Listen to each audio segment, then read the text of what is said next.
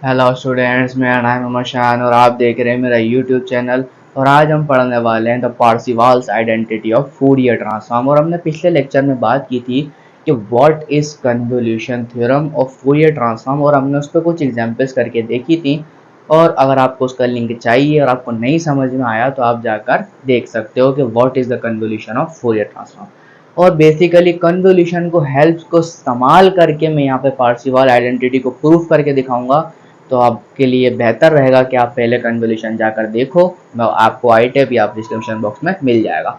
अब बात करते हैं पार्सीवाल्स आइडेंटिटी की। पार्सीवाल आइडेंटिटी होती क्या है और इसका प्रूफ कैसे करेंगे, और इस पर कुछ बेस एग्जाम्पल करके देखेंगे ताकि आपको क्लस्टर क्लियर हो जाए। चलो भाई आ जाओ समझते हैं। चलो भाई, पार्सीवाल आइडेंटिटी आपको कहती है कि आप फोरियर ट्रांसफॉर्म का स्क्वायर करो मॉड लगा के कहां से कहां तक, एक रियल लाइन पर नेगेटिव इन्फिनिटी से लेके पॉजिटिव इन्फिनिटी तक। और यही चीज अगर आप फंक्शन पे मॉड लगा के स्क्वायर कर दो तो बराबर होती है। अब यहाँ पर देखते हैं कैसे। अब सबसे पहले बात करेंगे कि हमने पिछले लेक्चर में पढ़ा कि व्हाट इज कन्वोल्यूशन थ्योरम।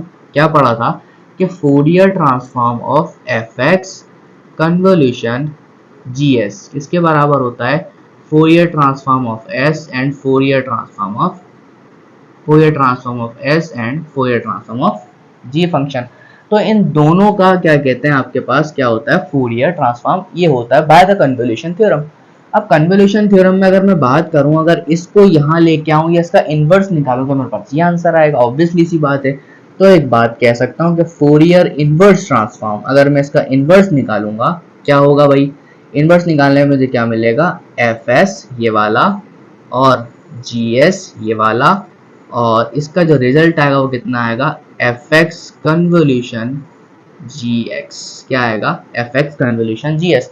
तो इस डेफिनेशन की मदद से हम क्या करेंगे, इस पार्सीवाल आइडेंटिटी को प्रूफ करने की कोशिश करेंगे। अब यहाँ पर गौर से देखेंगे, अगर मैं इसका इनवर्स फोरियर निकालता हूँ तो मेरे पास by the definition of inverse Fourier क्या होता है, by the definition inverse Fourier होता है 1/√2 pi integration from negative infinity to positive infinity this s function f of s and g of s e की power minus iota s x, और आगे कितना आ जाता है, डी एस आ जाता है according to definition of inverse Fourier transform.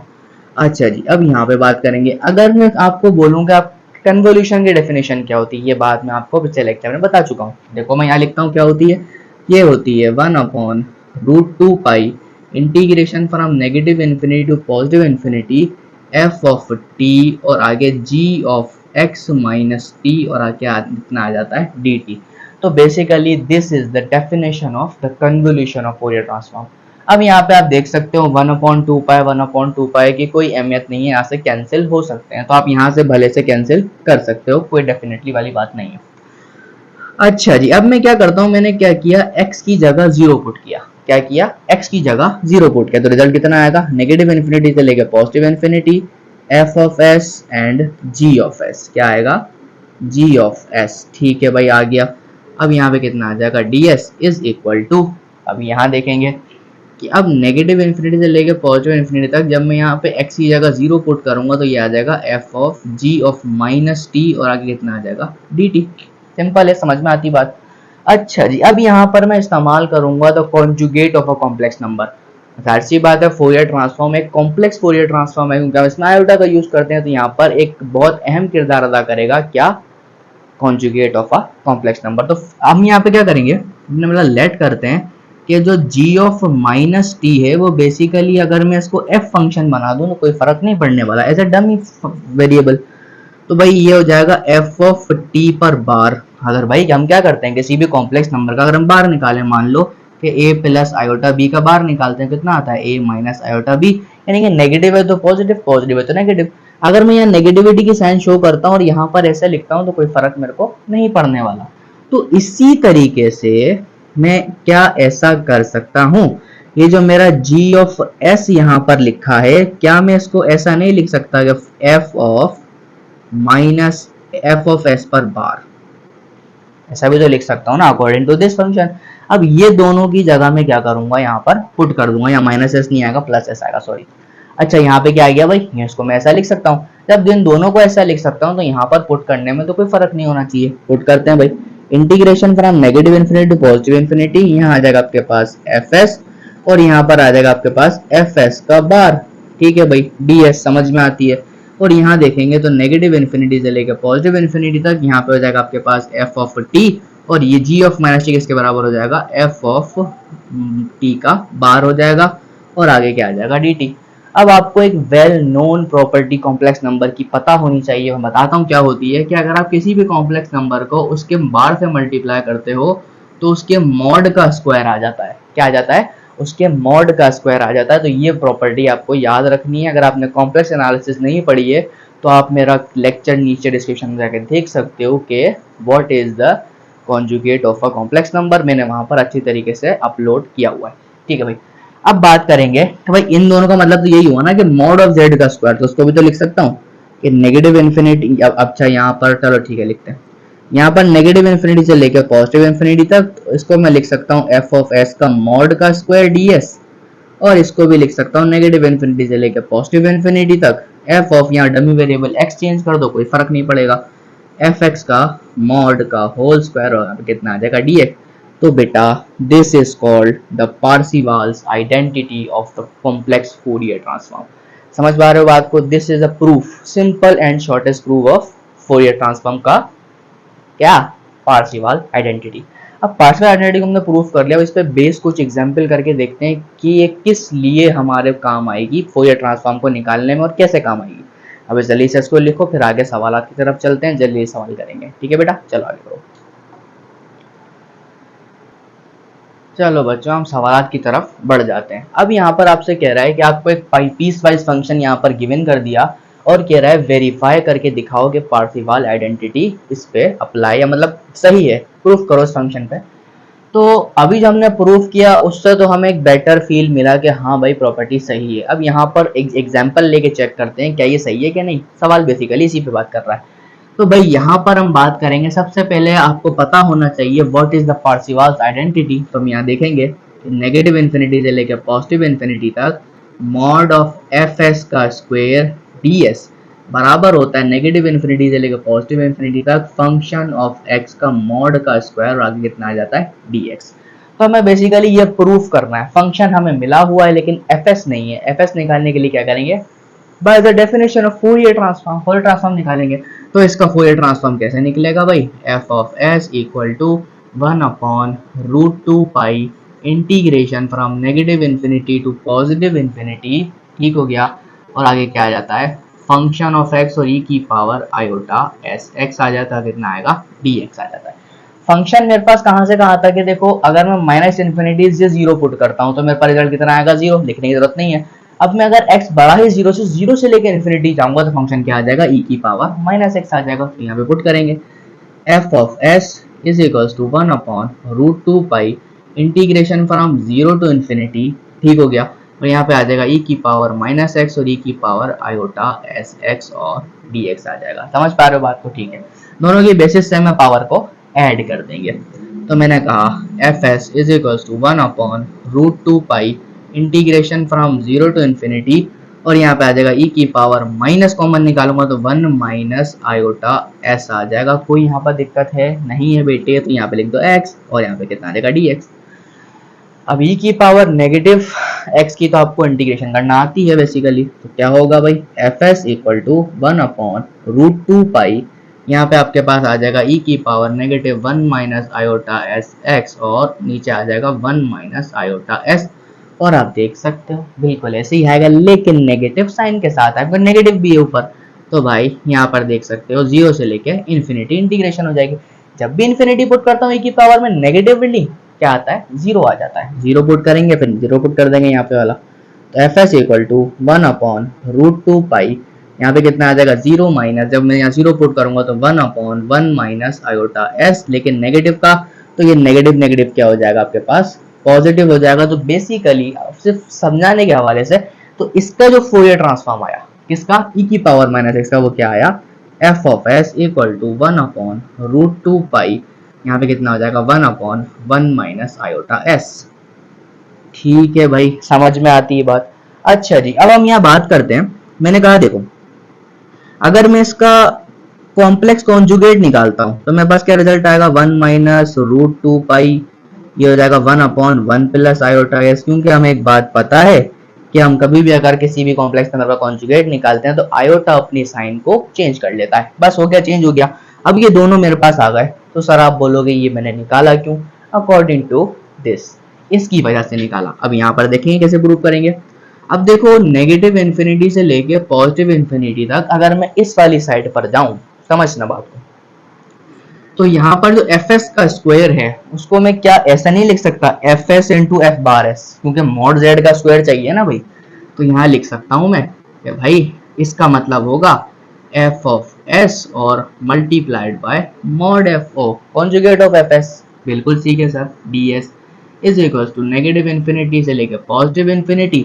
अब देखो यहाँ पर एक बात बहुत अच्छी सी यहाँ लिखी हुई है कि फंक्शन का स्क्वायर चाहिए। क्या चाहिए, फंक्शन का स्क्वायर। और फंक्शन कहाँ से कहाँ तक एग्जिस्ट कर रहा है, 0 से लेकर इन्फिनिटी पर। समझ पा रहे हो बात को। तो यहाँ आ जाएगा e की पावर माइनस एक्स का होल स्क्वायर और आगे इतना आ जाएगा dx। क्योंकि लिमिट क्यों चेंज हुई, क्योंकि फंक्शन इस लिमिट पर एग्जिस्ट कर रहा है, क्योंकि टोटल नेगेटिव से पॉजिटिव इन्फिनिटी तक फंक्शन लिखा हुआ है।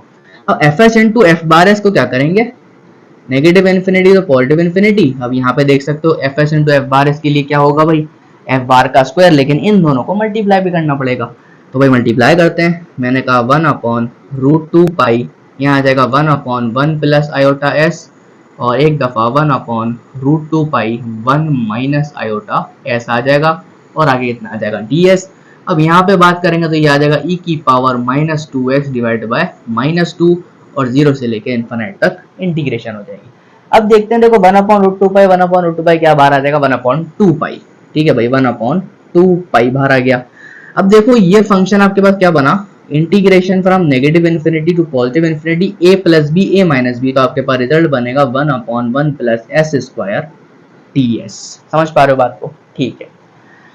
अच्छा भाई, अब देखो ये एक इवन फंक्शन है, क्या होगा, नेगेटिव इन्फिनिटी तो पॉजिटिव इन्फिनिटी लिमिट है वो क्या हो जाएगी 0 से इन्फिनिटी, लेकिन 2 बाहर आ जाएगा। सही है सर, बात तो आप सही कह रहे हो। तो आप इसमें पुट करोगे तो आंसर कितना आएगा आपके पास, 0 माइनस और आगे कितना आ जाएगा माइनस का हाफ। तो आप इसको देख सकते हो ये क्या बनेगा, प्लस का 1/2।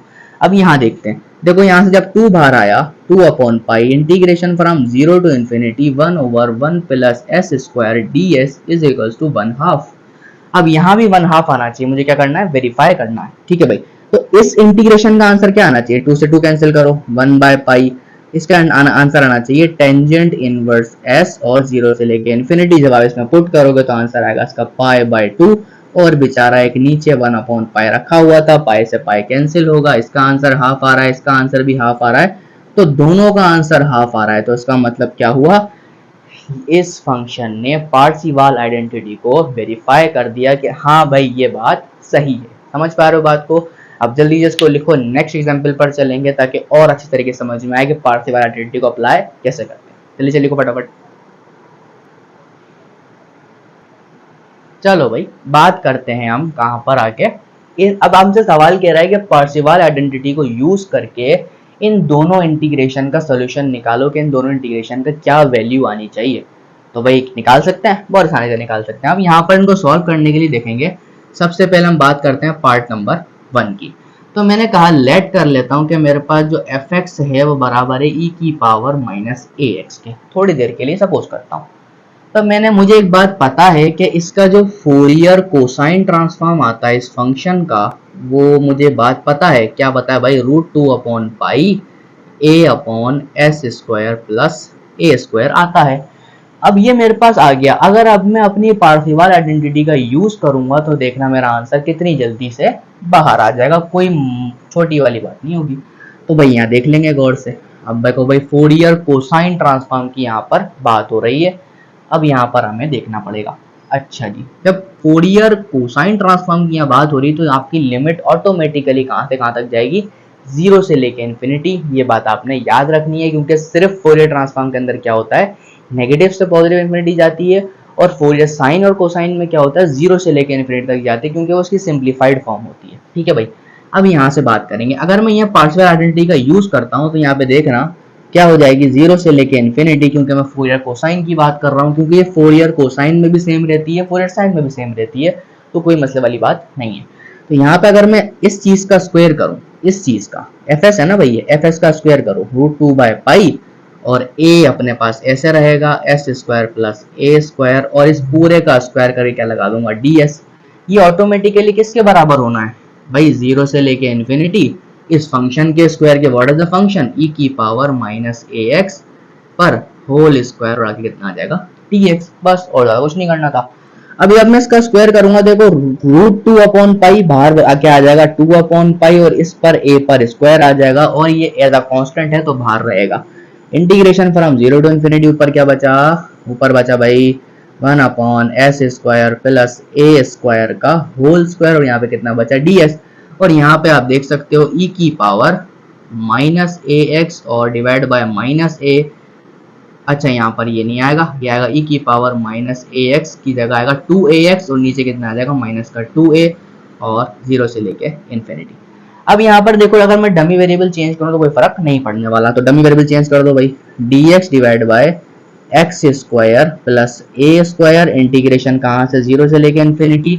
अब इस चीज को मैं यहाँ पर रिप्लेस करवा देता हूँ, देखो ये हो जाएगा पाई अपॉन 2a स्क्वायर, क्या हो जाएगा पाई अपॉन 2a स्क्वायर। अब बात करते हैं इसकी, जब इन्फिनिटी डालूंगा 0 आंसर आएगा, ठीक है सर मान लेता हूँ, इस माइनस की वजह से क्या हो जाएगा ये प्लस हो जाएगा, जब 0 पुट करूंगा तो आंसर नीचे कितना आएगा 2a। तो भाई इन दोनों को मल्टीप्लाई कर दो, आपका इंटीग्रेशन का आंसर आ गया 0 से लेके infinity dx divide by x square plus A square, और यहाँ पे देखना स्क्वायर भी था, ये आ जाएगा स्क्वायर, और dx इसका आंसर कितना आ जाएगा भाई पाई डिवाइड बाय 2 2 जा 4, और ये आ गया a क्यूब। तो बेसिकली आपके पास जो रिजल्ट आया वो क्या आ गया पाई अपॉन 4a क्यूब। अब देख रहे होगे कि पार्शिवल आइडेंटिटी हमारे लिए कितनी हेल्पफुल है, कि मुश्किल इंटीग्रेशंस को फटाफट से सॉल्व करके दिखा देती है। इसी तरीके से सेम एज दैट, कोई मसला नहीं है, अगर मैं सेकंड क्वेश्चन को भी यहाँ प्रूफ करूं तो यहाँ पर एक बात देखो, यहाँ पर 4 आ गया, यहाँ पे a था, यहाँ पर 4 आ गया, तो यहाँ पे एक बात याद रखेंगे, यहाँ पे जो हम फंक्शन लेंगे वो क्या लेंगे e की पावर माइनस 2x, क्योंकि मुझे पता है जब मैं इसका फोरियर साइन ट्रांसफॉर्म निकालूंगा तो नीचे a स्क्वायर की जगह 4 आ जाना है। तो भाई यहाँ पर भी देख के चलते हैं, मुझे पता है कि भाई फोरियर साइन ट्रांसफॉर्म का फंक्शन क्या होता है √2/पाई s upon s square plus 4 हो जाएगा।